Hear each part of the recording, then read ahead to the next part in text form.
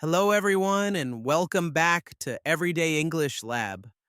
I'm Joe, and I'm truly happy to spend this time with you today. It's a new morning, a new work day, and for many of us, it's the start of another busy week. If you're listening to this in the morning, maybe you're getting ready for work, sitting at your desk, or holding a cup of coffee like I am right now. To be honest, I feel a little sleepy today. I stayed up late last night reading a long report, one of those monthly reports that seem to go on forever.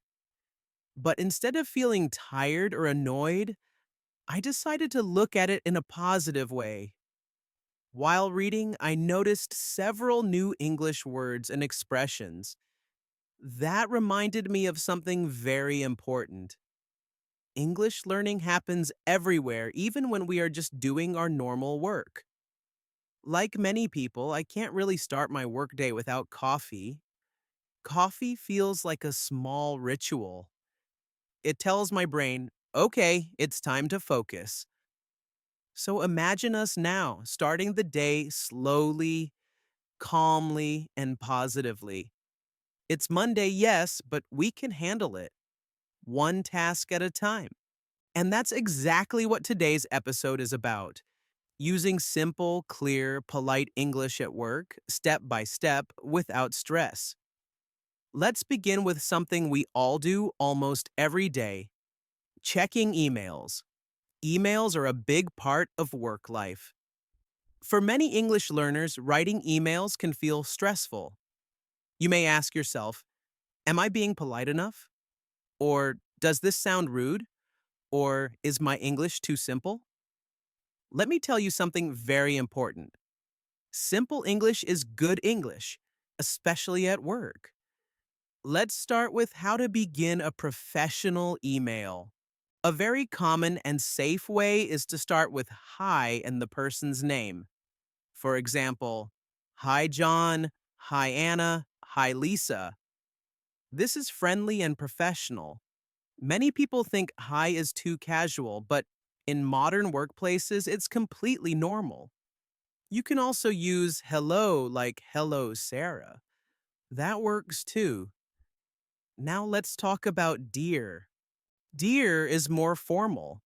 You usually use it when you are writing to someone you don't know well, a manager, a client, or someone outside your company. For example, Dear Mr. Smith, Dear Ms. Lee. If you don't know the person's name, you can write Dear Sir or Madam, or To whom it may concern. These expressions are very formal. If you can find the person's name, always try to use it. It makes your email feel more personal and respectful. After the greeting, it's polite to start with a short, friendly sentence. This small sentence makes your email sound warm and human. You can say things like, I hope you are doing well. I hope you're having a good day. I hope this email finds you well. For example, hi Anna, I hope you're doing well. I wanted to ask about the new project schedule. This kind of opening is very common in professional English. Now let's talk about the body of the email. Many learners worry that their emails are too short. But remember this: clear and polite is better than long and confusing. When you want to ask for something, never use direct commands like send me the file. Check this report. These sentences are not wrong grammatically, but they can sound rude. Instead, use polite phrases like, could you please send me the file? Would you mind checking this report? These expressions sound softer and more respectful. Think of could you please as your magic phrase at work. For example, could you please review the document? Could you please share your feedback? Could you please let me know? This makes your English sound professional and friendly. Now let's talk about how to end an email. At the end, you can use expressions like thanks, thank you, best regards, kind regards. If the email is casual or you know the person well, thanks is fine. If it's formal, kind regards or best regards is a better choice. Here's an example of a full, simple, professional email. Hi, David. Thanks for sharing the report. I'll review it and send my feedback soon. Kind regards, Mr. B. Short. Clear, polite, perfect. Now let's talk about something many people feel uncomfortable with: sending reminders. Sometimes people don't reply to our emails. That's normal. People are busy. Instead of sounding angry or demanding, you can write a polite follow up. For example, hi Lisa, just following up on my previous email. Could you please share an update when you have time? This sentence is very polite. It shows patience and respect. If something is urgent, you can say, I just wanted to check if you had a chance to look at my previous email. We need the information by Friday. Again, polite, clear, and professional. Now let's talk about attachments. Instead of saying, I send you the file, it's better to say, please find attach the report, or I've attached the file for your reference. This is standard business English. Now let's move away from emails and talk about small talk at work. Small talk is short, friendly conversation. It helps build good relationships with coworkers. You don't need perfect English for small talk. Simple is best. Common small talk questions include, how was your weekend? How's your day going? How's work today? When someone asks, how's your day going? You can answer, good, pretty good, not bad, or my favorite, busy but good.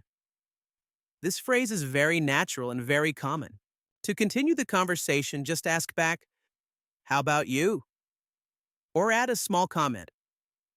I'm working on the new report today. Weather is also a safe topic. It's cold today, isn't it? It's really hot today. Very easy, very natural. Now let's talk about meetings, which can be stressful for many English learners. When a meeting starts, someone usually says, good morning, everyone, or let's get started. When it's your turn to speak, you can say, today I'd like to talk about, I have an update on the project. If you agree with someone, say, I agree. That's a good point. I think you're right. If you don't agree, be polite. I see your point, but I understand, but I think. If you don't understand something, it's okay to ask, sorry, could you repeat that? Could you please speak a bit slower?